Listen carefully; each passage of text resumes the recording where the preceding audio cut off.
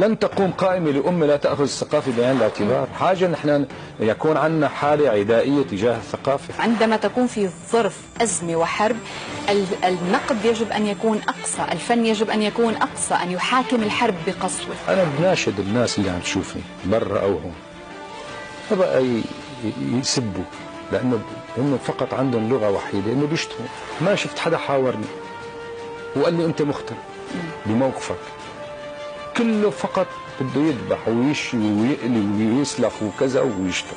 لما بتحكي بالمنتصف إذا بدك، أو بحوار العقل، بحديث العقل، بيرفضك الطرفين. إذا ما بتحكي بهي الطريقة بيطلع عندك عدوين، المعارض والموالي. لما عم تقاتلي عدو، عارفه انت؟ اما لما بدك تشوفي في واحد اخطر منه بيزت بوشك هيك كلمه عن الوطن،